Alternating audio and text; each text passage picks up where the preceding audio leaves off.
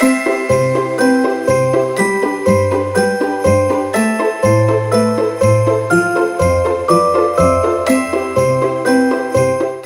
the number of infected persons with COVID-19 continues to increase in Nigeria, our searchlight is beamed on safe motherhood and COVID-19. Recall that some notable Nigerians have been hit by this pandemic's second wave, compelling some state governments to reactivate the COVID-19 Task Force Committee to check compliance. The most vulnerable aspect of the society, the pregnant women, and how they can protect themselves from the ravaging impact of COVID-19 is our concern today. Welcome. This is COVID-19 Talks. My name is Ifeanyi Awa. At Flow 94.9 FM, we've got conducive and well-secured environment for business. High-tech video studio, a state-of-the-art production studio. You can also listen live on www.flow949fm.com and watch our videos on YouTube at Flow FM TV. Flow 94.9 FM, not just radio, but a complete broadcasting house. I need to remember that this program comes your way every Friday from 11:30 a.m. and is brought to you by the National Orientation Agency in collaboration with UNICEF. And my guest for today is Mrs. Ihedinwama Gladys. She's an Executive Director, Grassroots Community Development Initiative, that is GradCoDev, and also a civil society advocate. It's nice to have you in our studios, and good morning to you. Good morning. All right, now let us go straight off. Sadly enough, the cases have continued to increase in Nigeria, but today we're looking at the issue of motherhood and why are people. Let's start from the issue of people not observing the safety protocols, and even as the second wave of virus is around the corner, why do you think people do not observe these protocols? Yes, many still do not believe that COVID-19 is real. I must tell you that. Yesterday I was discussing with someone. He told me that they just brought this second wave because the Christmas season is around the corner. That they want to make more money, through that. That is not real. After this Christmas now, they will still tell us that the COVID, has subsided. So that is to tell you, up till now, many people do not believe that COVID-19 is real. So if you don't believe, how will you then apply those safety protocols? That's one reason. Then another reason is that some people, they are extroverts. You can't keep them in the house. They always want to go out. They want to go out every time. If you tell them stay at home, this one is doing this, they will tell you no, I can't stay in the house. Then how about making money? There are some persons that live on daily income, like traders, business people. If they don't go to markets, they won't make money for the day. They won't make money. So you can't tell them, to stay in the house. They still believe they have to go out there. And for that reason, they will not obey you. They won't observe the protocols, you are putting in place for them. Then there are still others who believe that they are very strong, very young. Some persons will tell you, I'm very young. Am I old? How can I contact this? It's for people who are old, For that reason, tell them put on their face mask. They will tell you, no, my immune system is very strong. I am strong. Nothing will happen to me. So these are some of the reasons why some persons up till now, they do not believe there's COVID. But sadly, we've seen young persons die from COVID-19. Yeah, many young people are dying, but they have not seen. Some of these people, they will tell me when I approach them, I have not seen. Can you show me one? But I usually tell them, when Thomas said, until I see Jesus, I will not believe. But Jesus told him, blessed are those who do not see, yet they believe. Just like us now, we did not see Jesus when he died, but we believed. These persons, I don't know what we will do to them for them to believe. But the fact still remains, they still don't believe. Though not everybody anyway. Some persons do not believe there's COVID-19 due to some of these reasons I just mentioned now. All right. Now, still talking about those who do not follow protocols. So one of them are the pregnant women who do not follow these COVID-19 safety protocols. And when you look at it, if you see what happens to persons who are not pregnant, what do you think are the health challenges that that this might portend to these pregnant women? In fact, pregnant women, they have been said to be clinically vulnerable. Okay. When once a woman gets pregnant, the immune system reduces. Most times, I can remember when I was pregnant, when I used to, give birth, immediately you are pregnant, you may not even feel the taste of whatever you are eating. Yeah. Somebody will give you very good rice and stew to eat. You will eating it just because you want to eat. But for the taste, it cannot come out. You will not feel the taste. So pregnant women are clinically vulnerable. That is to tell you that when they contact this COVID-19, it's going to be so high on them. You understand? Yes. It's going to be so high. Managing it may be difficult. Why? Because there are certain drugs, like some of these hard antibiotics, strong antibiotics, ordinary person can take, to get some relief. Okay. You can't give it to pregnant women. If you give it to them, you're even compounding the diseases and whatever, for them. That is why pregnant women should take adequate care, not to even contact it. They say prevention is better than cure. Is better than cure. I feel every pregnant woman, wherever you are, try to keep safe. Try to keep safe. Whatever you have been told to do, try and do it, because your own case is very, very different from every other person. All right. Now, still talking about the issue of keeping safe. As a mother, you've gone through this before. Let's look at the safety tips that pregnant women are advised to take, where maybe during antenatal. Okay. As soon as one gets pregnant, maybe between 3 months or thereabouts, it's advisable that she should go for antenatal care. Okay. That's the first thing. Though some persons do not do that, but it's risky. Some other persons may survive, but not everybody. Okay. So to be on the safe side, go for antenatal. Go and register, to a good hospital. Then when you get there, there are certain drugs, doctors normally prescribe for pregnant women. We call it routine drugs. Okay. These drugs are very, very good, even though they look tiny. They are too small to behold, but they are effective. Wherever maybe a doctor has prescribed that drug for a pregnant woman, that person should take it, as prescribed. By the time she takes it, you will see she will be getting stronger. You will see some pregnant women shining. You'll be asking them, you are pregnant? Look at your face. Are you sure? Some of these routine drugs, they have very good effects, both on the mother and on the child. Then a pregnant woman should also take fruits. It's very, very good for the system. Fruits will help to build that immune system I just talked about. Fruits and vegetables. Yes. Okay. She should take it. Another thing is enough water. Yeah, she should take water. Clean water, not anyhow water. There is a project we are running now.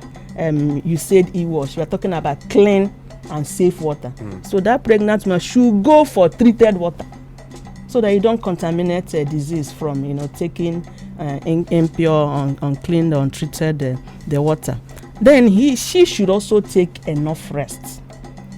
She needs that rest as well as the baby. You understand?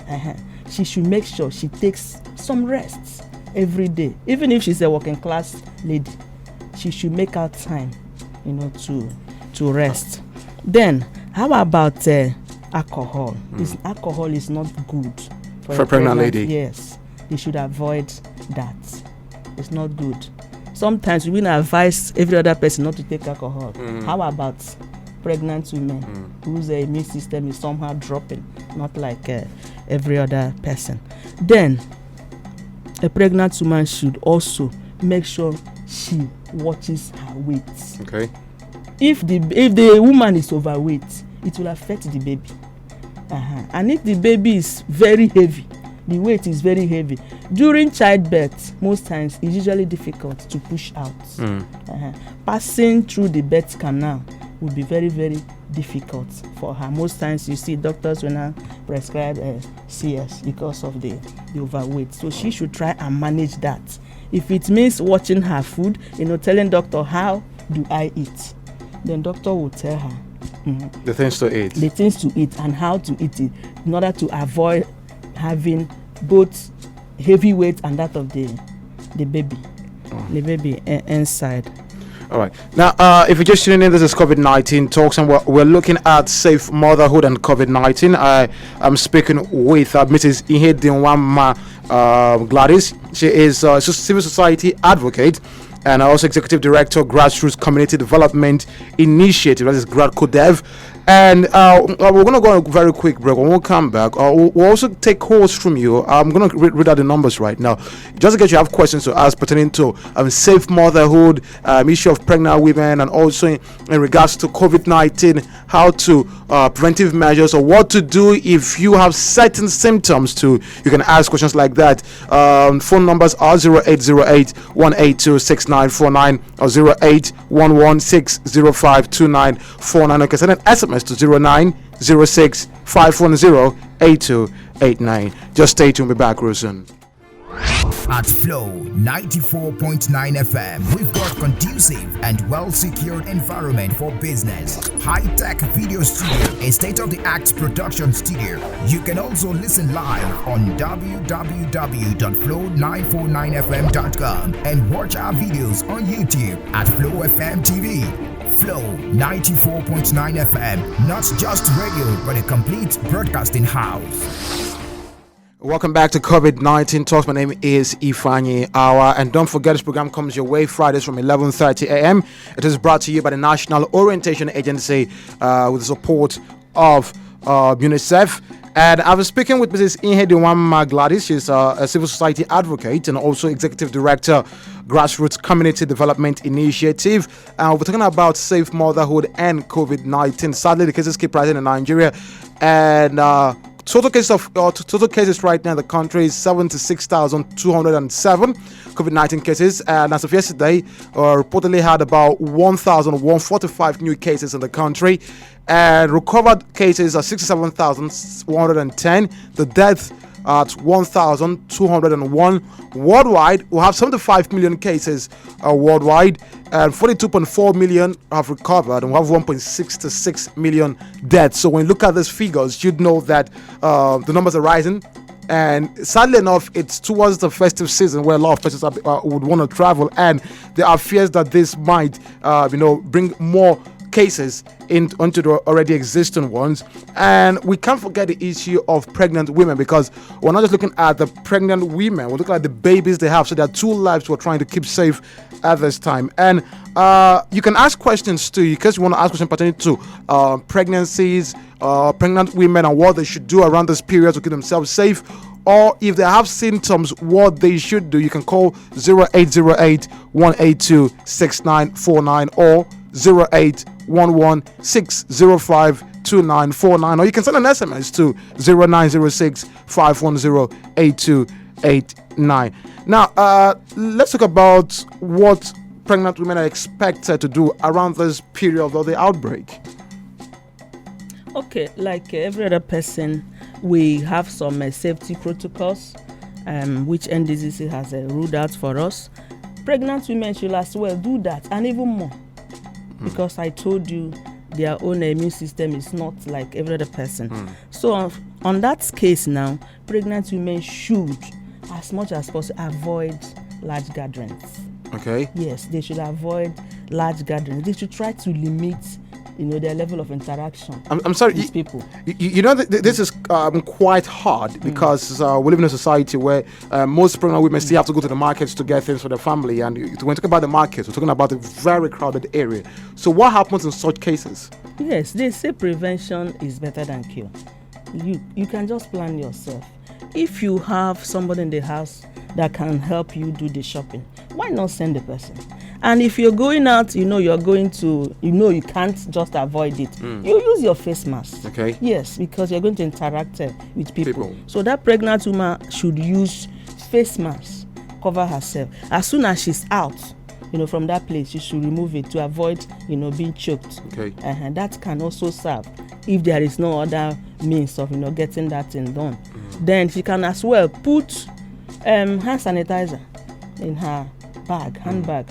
Most of us ladies, whenever you come to our handbag, you must see at least one hand sanitizer, bottle of hand sanitizer there. Why do we put that? In case you're just coming out from somewhere and there is no water available, no running water available, you can use the hand sanitizer. It can still serve the same purpose. Okay. So she can as well do that. Then she should avoid activities, so much of them. So much. I talked about markets. I know she cannot do that, but I've given some steps she can take. Those ones that are avoidable, she should try as much as possible to avoid it. We have been told that you shall maintain a distance of 1 meter or about 3 feet. If ordinary people are maintaining 1 meter, a pregnant woman should even go as far as 1.5 or thereabouts, if possible. Extra precautions. Yes, extra. Why are we saying this? Because of her health, because of her condition. After that 9 months, yes, she will be free. She can now live like every other person, even though we are taking precaution. But pregnant women should take extra to keep herself. If she doesn't, there is the risk of losing the baby or even her, or even both. That's why we advocate that pregnant women should take this very serious. COVID-19 does not look at faces. You understand? Now, also, let's look at 2 cases of where she can maybe just not just the life of the baby being at risk, but also transferring it to other members of the family, and also cases where other members of the family can bring it back to her. So, what happens? Is it just a role played by the pregnant woman, or does other members of the family, or do other members of the family have a role to play in making sure that the virus doesn't come into the family? Everybody is advised to observe this, not just the pregnant woman. Just in the house now, the pregnant woman does not live alone. The husband may be there, the children may be there, and other relations. As soon as someone comes back from every activity, the person should go straight, to a tap, a running water, and get their hands washed, sanitize themselves. By so doing, this thing, they will help to prevent it, and they will also help to prevent the pregnant woman from being, infected through this. They should as well help her. And since she's there and she has known, her own case, she should try and tell every member of the family, to do that, just for her sake and for others too. There's this message here, even though it's not complete, I'm hoping we can get a more complete version of this text maybe later on. So it's good day to you. Very sadly, even the parents that brought their children into schools are still asking the school security men at the gates if COVID-19 is real. I'm guessing that's what you are, but I'm hoping to get to more complete version of this. But I'm believing, just like what we said earlier, that some persons still do not believe that COVID-19 is real. Yes. And sometimes, some schools would say if your child doesn't have a face mask on, we don't allow this child into the school. And some parents, some mothers to say, is COVID-19 real? What kind of sensitization do we need right now? Because it's enough been. Do you think enough has been done when it comes to sensitization of the people on this virus? In the school, you have a many number of persons attending in the school at the same time. I think the proprietors, principals and owners of schools and whatever, they should take it very serious. Most times, children tend to even obey or listen to their teachers. Most times, more than their parents. So the teachers, I think they should even get, even if it is 5 minutes, 10 minutes or thereabout, to tell people about this. Tell them the dangers. Let them know about it. Let it enter inside them. By the time you do that in the school, coming back at home will be very easy. And these precautionary measures, they should as well observe it in the school. Keep that running water there. Any child that enters is compulsory. You must wash your hands, you must sanitize, and you must go with your face mask, especially when you are very close to one another. Then in the classroom, this distance I just talked about, it should be maintained. Very serious, should be maintained. That's 1 meter, 1.5 or 3 feet, thereabout distance. It should be maintained in the school. Right. Now, by the way, Ali, thank you very much for that message, but it wasn't complete. I'm hoping you can send a more complete one. And if you love to still ask questions, maybe sending your contributions to this issue, you can call 0808-182-6949 or 0811-605-2949 or send an SMS to 0906-510-8289. Now, as a mother, just like I asked earlier, who has gone through all this, what do you think pregnant women should do to protect themselves and the unborn child from COVID-19? What else should be done? Okay, it's not far from what I have just said before. Number one is for you to understand that you are at high risk.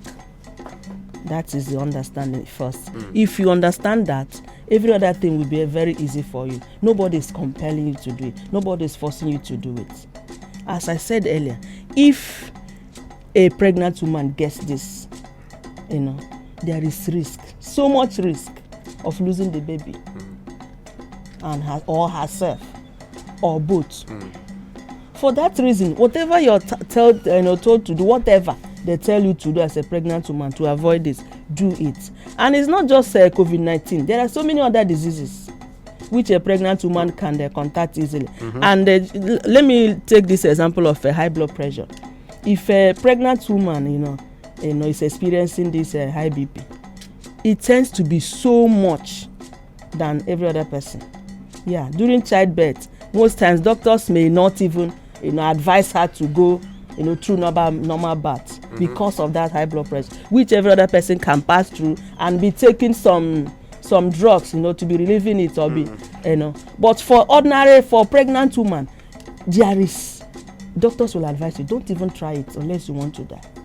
Okay, now we're almost out of time. But sometimes the little child, a pregnant woman who is pregnant, maybe has a 1-year-old, 2-year-old, 3-year-old child who will fall sick.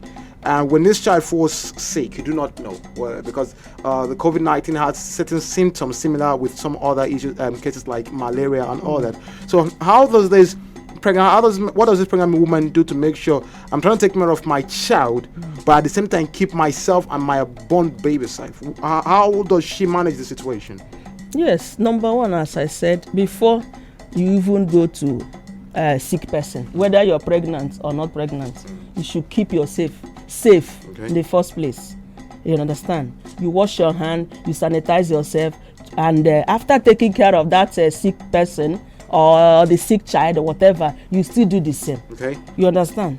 You wash your hand before you touch. You wash your hand after touch in case you contacted something. Okay. Then you cannot just say because a child is sick, that child has contacted COVID-19. You understand? There must be tests. Okay. Now let's see if we can take this call before we round off. Hello, good morning. Hello. Good morning to you. What's your name? My name is Little Cash. Okay. Where are you calling from?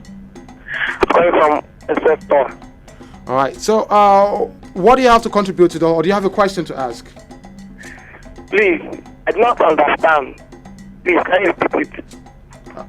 Well, we're talking about the issue of motherhood, safe motherhood, and COVID-19. So, what do you think can be done, or do you want to ask a question concerning this? Please, repeat. I don't hear it very well. I'm sorry, you're just going to have to listen before calling. We can't repeat it on air right now.